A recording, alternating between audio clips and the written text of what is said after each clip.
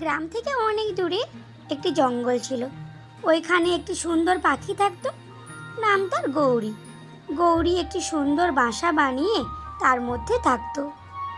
ওই জঙ্গলের মধ্যে তুতু নামে একটি তোতা গাছের চাল তুলে তার মধ্যে বাসা বানিয়ে থাকতো। তোতার বাসার সামনে একটি বড় গাছের ডালে খড়কুটো দিয়ে বাসা বানিয়ে একটি কাক থাকতো। কিছুদিন পরে গৌরীর ডিম থেকে 4টি সুন্দর বাচ্চা বেরিয়ে আসে। আমি তোদেরকে দেখে অনেক খুশি হয়েছি। তোদের বাবা তোদের দেখলে আরো অনেক খুশি হতো। এই বর্ষা পেরিয়ে গেলে তোদের বাবা বাড়ি চলে আসবে। তোদের বাবা আসবার আগে তোরা খাবার খেয়ে অনেক বড় হয়ে যা। এই বলে গৌরী তার বাচ্চাদের খাবার আনতে জঙ্গলে চলে যায়। রাস্তায় যাবার সময় গৌরী তুতুর সঙ্গে দেখা হয়। কি হয়েছে গৌরী, তোকে আজকে অনেক খুশি খুশি লাগছে কেন? তুতু, আমার বাসায় 4টি সুন্দর সুন্দর বাচ্চা হয়েছে, তাদের জন্য খাবার আনতে যাচ্ছি। ঠিক আছে, তাড়াতাড়ি যা, এখন বর্ষার সময়, তোর বাচ্চা না হলে জলে ভিজে যাবে। ঠিক বলেছিস তুতু, আমি তোর সঙ্গে পরে কথা বলবো, এখন আসি। এই বলে গৌরী খাবার আনতে চলে যায়। তুতুকে কাকটি ডাক দিল। তুতু, ও তুতু, শুনে যা একটু আমার কাছে। তোতা কাকের ডাক শুনে এদিক ওইদিক দেখতে শুরু করলো। তুতু এইখানে দেখ না, আমি ডাকছি। তোতা কাকের কাছে যায়। কি হয়েছে বলো? কি হয়েছে রে তুতু? গৌরী এত খুশি হয়ে তোকে কি বলছিল? তোতা গৌরীর ওপর হিংসা করে কাককে মিথ্যা কথা বলতে লাগলো। ওই গৌরীর 4টি সুন্দর সুন্দর বাচ্চা হয়েছে, ওদের খাবার কোথায় পাওয়া যায় জিজ্ঞাসা করছিল। আমি একটা জায়গার কথা বললাম, কিন্তু গৌরী আমাকে বলল ওইসব বাজে জায়গার খাবার তুই আর কাক খেতে পারিস, কিন্তু আমার বাচ্চারা খেতে পারে না। এইসব গৌরীর নামে মিথ্যা কথা কাককে বলতে লাগলো তোতা। সব কথা শুনে কাক অনেক রেগে যায়। গৌরীর এত অহংকার আছে, আমি আগে জানতাম না তো। গৌরী আমাদেরকে এমন চোখে দেখে? শুধু এইসব কথা নয়, আরো অনেক কথা বলেছে। আর কি বলেছে বল? তোমার বাসা নাকি খড়কুটো দিয়ে বানানো, আর আমার বাসা নাকি গাছের ছাল দিয়ে বানানো। আমি বাড়ি আসা পর্যন্ত তুই আর কাক মিলে আমার বাড়ি দেখাশোনা করবি। গৌরীর এত অহংকার, কিছু একটা শিক্ষা দিতে হবে গৌরীকে। ওর বাড়ি সুন্দর বলে আমাদেরকে অপমান করবে? এত অধিকার ওকে কে দিয়েছে? এই বলে তোতা আর কাক মিলে গৌরীর বাসার কাছকে যায়। এখন গৌরীর বাসা ভাঙার প্ল্যান করছো, তাই তো? ওর বাসা ভেঙে আমাদের কী লাভ হবে? কিছুদিন পরে আবার একটা সুন্দর বাসা বানিয়ে নেবে। তাহলে আমাদের কি করা দরকার?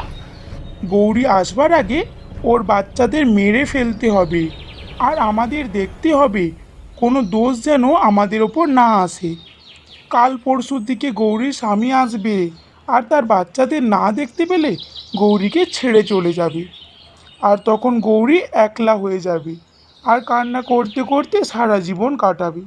এই বলে কাকটি গৌরী 4টি বাচ্চাকে বাসা থেকে নিচে ফেলে দেয়। কিন্তু ওদের মধ্যে একটি বাচ্চা পাথরের ওপর পড়ে তার একটি পা ভেঙে যায়।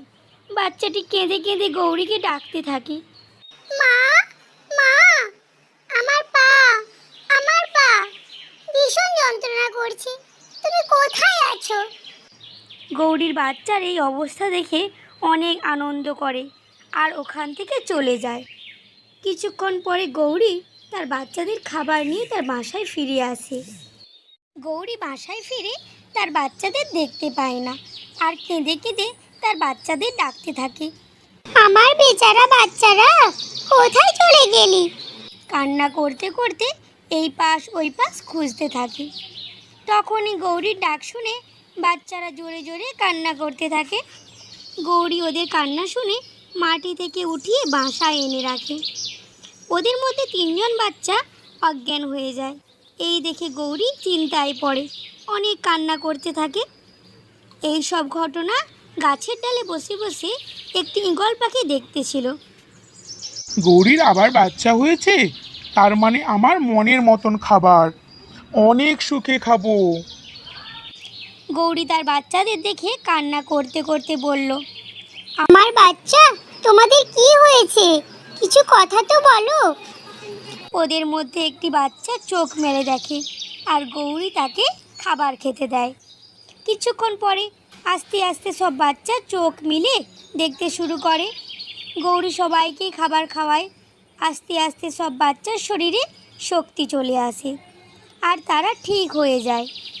এমন করে কিছুদিন যাবার পরে ভীষণ বৃষ্টি হতে শুরু হয়ে যায় আর গৌরীর বাসা ভেঙে নিচে পড়ে যায়। গৌরী তার বাচ্চাদের একটি সুরক্ষিত জায়গায় রাখে, যেখানে জল পড়ছিল না। এই বর্ষায় আমি একা বাসা বানাতে পারবো না। আমি আমার বন্ধুদের কাছে যাই, যদি কেউ সাহায্য করতে পারে। এমন ভেবে গৌরী তুতুর কাছে যায়।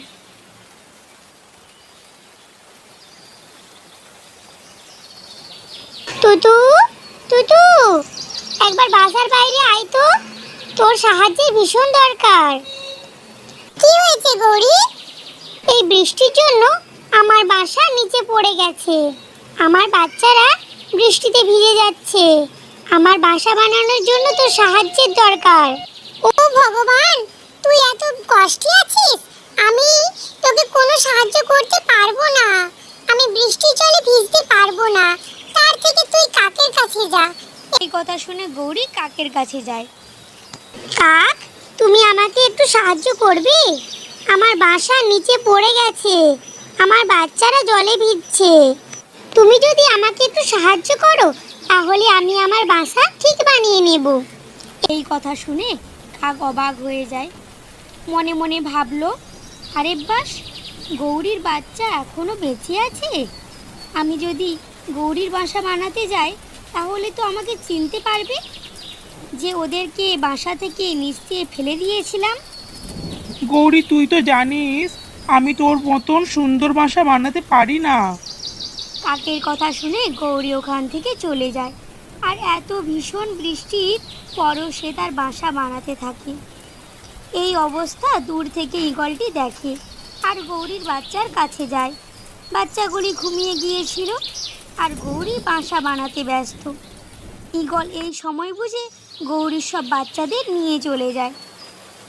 কিছুক্ষণ পরে গৌরীর বাসা বানানো হয়ে যায় আর বৃষ্টিও অনেক কম হয়ে আসে। ও ভগবান, এতক্ষণ পরে আমার বাসা বানানো হলো। এত ঠান্ডায় আমার বাচ্চারা কাঁপছে, হয়তো যাই তাদেরকে বাসায় নিয়ে আসি। আর গৌরী ওখানে দেখে যে তার বাচ্চারা ওখানে আর নেই। সে কান্না করে ডাকতে থাকে, আমার বাচ্চারা কোথায় গেলে? সে এদিক ওদিক দেখতে থাকে আর বাচ্চাদের কোথাও দেখতে পায় না।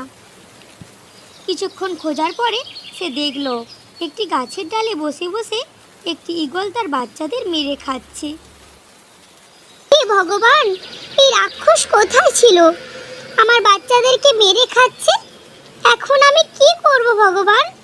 আমার স্বামী যখন আমাদের বাচ্চাদের খুঁজবে, আমি তাকে কি জবাব দেব? আমার বাচ্চা, আমার বাচ্চা। এই বলে গৌরী কাঁদতে থাকে আর ঈগল গৌরীর বাচ্চাদের খেয়ে ওখান থেকে উড়ে চলে যায়। এরপর গৌরী তার বাচ্চাদের কাছে গিয়ে তাদের রক্ত দেখে আর তার কান্না থামাতে পারে না।